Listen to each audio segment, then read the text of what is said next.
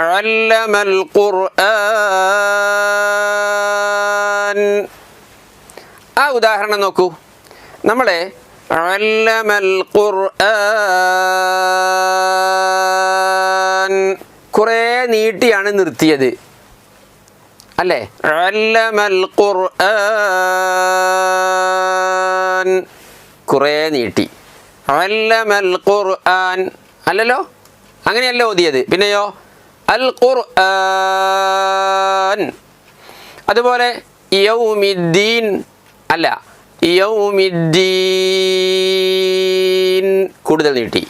യതവക്കലൂൻ അല്ല, യതവക്കലൂൻ കൂടുതൽ നീട്ടി. എന്താ നീട്ടാൻ കാരണം? മദ്ദക്ഷരത്തിന് ശേഷം സുക്കൂനുണ്ട്. മദ്ദക്ഷരത്തിൻ്റെയോ ലീനക്ഷരത്തിൻ്റെയോ ശേഷം സുക്കൂൻ ഉണ്ടാകുമ്പോഴല്ലേ നീട്ടേണ്ടത് കൂടുതൽ. ഈ പറഞ്ഞ 3 ഉദാഹരണങ്ങളിലും മദ്ദക്ഷരത്തിന് ശേഷം സുക്കൂനുണ്ട്. എവിടെ ഉസ്താദെ സുക്കൂന്? അല്ലമൽ ഖുർആൻ എന്ന് പറഞ്ഞത് ഫത്ഹല്ലേ? ഫത്ഹാണോ? എന്നിട്ട് നിങ്ങളെല്ലാവരും ഓതി നിർത്തിയത് അല്ലമൽ ഖുർആന, അങ്ങനെയാണ് നിർത്തിയത്. യൗമിദ്ദീനി അങ്ങനെയാണ് നിർത്തിയത്. യതവക്കലൂന അങ്ങനെയാണ് നിർത്തിയത് അല്ല. പിന്നെയോ എഴുത്തിൽ ഫത്ഹ് അതുപോലെ കസ്റൊക്കെയാണ് കാണുക. നിർത്തുമ്പോൾ സുക്കൂനിലാ നിർത്തുക. അതങ്ങനെ തന്നെയാ. വഖഫ് ചെയ്യുമ്പോഴൊക്കെ സുക്കൂനിലാ വഖഫ് ചെയ്യുക. ഇങ്ങനെയുള്ള സ്ഥലങ്ങളിലൊക്കെ അങ്ങനെ തന്നെയാണ്. എഴുത്ത് ചിലപ്പോൾ ദമ്മായിരിക്കും, ചിലപ്പോൾ കസ്റായിരിക്കും, ചിലപ്പോൾ ഫത്ഹായിരിക്കും. നിർത്തുമ്പോൾ സുക്കൂനിലാണ്. ഇപ്പോൾ ഒരു കാര്യം മനസ്സിലായി. എഴുത്തിൽ സുക്കൂന് കാണുന്നില്ലെങ്കിലും നിർത്തുമ്പോൾ സുക്കൂൻ ഉണ്ടാകും. മനസ്സിലായില്ലേ? ഇങ്ങനെ എഴുത്തിൽ കാണാത്ത നിർത്തുമ്പോൾ മാത്രം ഉണ്ടാകുന്ന സുക്കൂനിനാണ് ആരിളായ സുക്കൂൻ എന്ന് പറയുക. ചേർത്തി ഓതുമ്പോൾ സുക്കൂൻ ഉണ്ടാവൂല. ഇപ്പം നോക്കൂ, നിങ്ങളെ നോക്കൂ. മാലികി യൗമിദ്ദീനി ഇയ്യാക നഅ്ബുദു എന്നാണ് ഓതുക. യൗമിദ്ദീനി എന്നുള്ളിടത്ത് നമ്മൾ നിർത്താതെ ചേർത്തി ഓതുമ്പോൾ മാലികി യൗമിദ്ദീനി ഇയ്യാക, അപ്പോൾ കൂടുതൽ നീട്ടുന്നില്ല. മാലികി യൗമിദ്ദീനി ഇയ്യാക തെറ്റാണ്. കാരണം എന്താ? അവിടെ സുക്കൂൻ വരുന്നില്ല. നൂനിന് സുക്കൂൻ വരുന്നത് എപ്പോഴാ? നിർത്തുമ്പോഴാണ്. മാലികി യൗമിദ്ദീൻ. അപ്പോൾ വഖഫ് ചെയ്യുമ്പോൾ ഉണ്ടാകുന്നതും ചേർത്തി ഓതുമ്പോൾ ഉണ്ടാകാത്തതും അങ്ങനെയുള്ള സുക്കൂനിനാണ് എന്തു പറയുക? ആരിളായ സുക്കൂൻ എന്ന് പറയാ. എത്ര ആയത്തുകളുണ്ട് ഖുർആനിൽ? ആയിരക്കണക്കായ ആയത്തുകളുണ്ട്. ഇങ്ങനെ ആയതിൻ്റെ അവസാനത്തിൽ നമ്മൾ നോക്കുമ്പോൾ സുക്കൂൻ ഉണ്ടാവില്ല. ഫത്ഹോ കസ്റോ ലൊമ്മോ ഒക്കെ ആയിരിക്കും ഉണ്ടാവുക. നിർത്തുമ്പോൾ സുക്കൂനില്ല നിർത്തുക. അങ്ങനെയാണ് നിർത്തേണ്ടത്. അപ്പോൾ കൂടുതൽ നീട്ടി നിർത്തും. അതിനാണ് മദ്ദുൽ ആരിൾ എന്ന് പറയുന്നത്. അതാണ് മദ്ദു ആരിൾ അല്ലേ? അതെ, അതാണ് മദ്ദു ആരിൾ. ഏതാണ് മദ്ദു ആരിൾ? ആരിളായ സുക്കൂൻ ഉണ്ടാകുമ്പോൾ നീട്ടി നിർത്തുന്നതിന്. ആരിളായ സുക്കൂൻ എന്ന് പറഞ്ഞാൽ എന്താണ്? ചേർത്തി ഓതുമ്പോൾ സുക്കൂൻ ഉണ്ടാവൂല, വഖഫ് ചെയ്യുന്ന കാരണത്താൽ സുക്കൂൻ ഉണ്ടാവും. അങ്ങനെയുള്ള സുക്കൂനിന് ആരിളായ സുക്കൂൻ എന്ന് പറയും. അപ്പം മദ്ദക്ഷരത്തിനു ശേഷം ആരിളായ സുക്കൂൻ വന്നാൽ ഉണ്ടാകുന്ന മദ്ദിന്, മദ്ദക്ഷരത്തിനു ശേഷം ആരിളായ സുക്കൂൻ വഖഫിൻ്റെ കാരണത്താൽ സുക്കൂൻ വന്നാൽ അവിടെ ആ മദ്ദക്ഷരത്തെ കൂടുതൽ നീട്ടും. അല്ലമൽ ഖുർആൻ, ഹംസന്റെ ഫത്ഹിനെ നീട്ടാൻ അലിഫ് വന്നു. ഖുർആൻ, ആ മദ്ദക്ഷരത്തെ കൂടുതൽ നീട്ടി. കാരണം എന്താ? നൂനിൽ നിർത്തിയപ്പോൾ സുക്കൂൻ കൊടുത്തത് കൊണ്ട്. യൗമിദ്ദീൻ, ദാലിൻ്റെ കസ്റില്ലേ, അതിനെ നീട്ടാൻ യാ ഇല്ലേ? ഉണ്ട്. മദ്ദക്ഷരം അതിനെ കൂടുതൽ നീട്ടി. കാരണം എന്താ? അവസാന അക്ഷരമാകുന്ന നൂനിന് വഖഫ് ചെയ്തപ്പോൾ സുക്കൂൻ കൊടുത്തു. അപ്പം മദ്ദക്ഷരത്തിന് ശേഷം ആരിളായ സുക്കൂൻ ഉണ്ടായി. യതവക്കലൂൻ എന്ന് പറഞ്ഞെടുത്തു. അങ്ങനെ തന്നെയാ.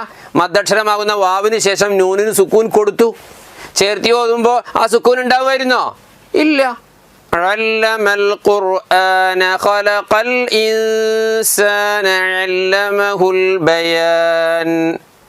അങ്ങനെയാണ് ഉണ്ടാവുക ചേർത്തി ഓതുമ്പോൾ. അപ്പോൾ മനസ്സിലായ? ഇതാണ് മദ് ആരിൽ എന്ന് പറഞ്ഞാൽ. ഈ മദ് ആരിൽ 3 അലിഫ് ദൈർഘ്യം, ലെങ്ത്ത്, നീളൽ നല്ലതാണ്, നിർബന്ധമല്ല കേട്ടോ. നമ്മുടെ മദ്ദുൽ ലാസിമിനെ കുറിച്ച് പറഞ്ഞപ്പോൾ 3 അലിഫ് ഖദർ, ഇത് നീട്ടലും നിർബന്ധമാ എന്ന് പറഞ്ഞിരുന്നു, അല്ല എന്ന് പാടിയിരുന്നു മദ്ദുൽ ലാസിമിനെ കുറിച്ച്. അങ്ങനെ ഒരു നിർബന്ധമില്ല മദ്ദുൽ ആരിദ് 3 അലിഫ് നീട്ടിക്കോളണം എന്നത്. കുറച്ച് ചുരുക്കമൊക്കെ ചെയ്യാം, കുഴപ്പമൊന്നുമില്ല. പക്ഷെ നല്ലതെന്താണെന്നറിയോ? 3 അലിഫ് അഥവാ 6 ഹർക്കത്ത് നീളലാണ്. അൽഹംദു നോക്കൂ, ആയതിൻ്റെ ഒക്കെ അവസാനത്തിൽ ഞാൻ കുറേ നീട്ടി 3 അലിഫ് നീട്ടിയിട്ട് വഖഫ് ചെയ്യുന്നത് ശ്രദ്ധിച്ചു നോക്കൂ. അൽഹംദുലില്ലാഹി റബ്ബിൽ ആലമീൻ അർറഹ്മാനിർ റഹീം മാലികി യൗമിദ്ദീൻ. കണ്ടില്ലേ? ഇങ്ങനെ കൂടുതൽ നീട്ടി നിർത്തലാണ് ഉത്തമം, നല്ലത്.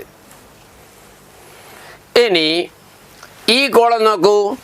ഖൗഫിൻ ഖുറൈശിൻ ഫീ ഷൈഇൻ. കണ്ടില്ലേ? ഇവിടെ ഖൗഫ് ഖുറൈശ് ഫീ ഷൈഇ, ഇങ്ങനെ ഷൈ ഖുറൈ ഖൗ എന്ന് പറഞ്ഞ് കൂടുതൽ നീട്ടണം. എന്താ കാരണം? ലീനക്ഷരത്തിനു ശേഷം ആരിയായ സുക്കൂനുണ്ട്. മദ്ദുൽ ലാസിമിൽ നമ്മൾ എന്ന് പറഞ്ഞപ്പോൾ ലീനക്ഷരത്തിനു ശേഷം സ്ഥിരമായ സുക്കൂനുണ്ട് എന്നുള്ളത് മനസ്സിലാക്കി. ഓക്കെ. ഖൗഫിൻ എന്ന് പറഞ്ഞിടത്ത് ലീനക്ഷരം ഉണ്ട്, ഇല്ലേ? ലീനക്ഷരം ഉണ്ട്. ആ ലീനക്ഷരം ഏതാ? ഖൗഫിൻ എന്ന് പറഞ്ഞിടത്ത് സുക്കൂനുള്ള വാവ്. ലീനക്ഷരം എന്ന് പറഞ്ഞാൽ എന്താ? ഫത്ഹിന് ശേഷം വരുന്ന സുക്കൂനുള്ള വാവും യാവും. എല്ലാവരും ഒന്ന് ഉറക്കെ പറഞ്ഞേ. ലീനക്ഷരം ഫത്ഹിന് ശേഷം വരുന്ന സുക്കൂനുള്ള വാവും യാവും.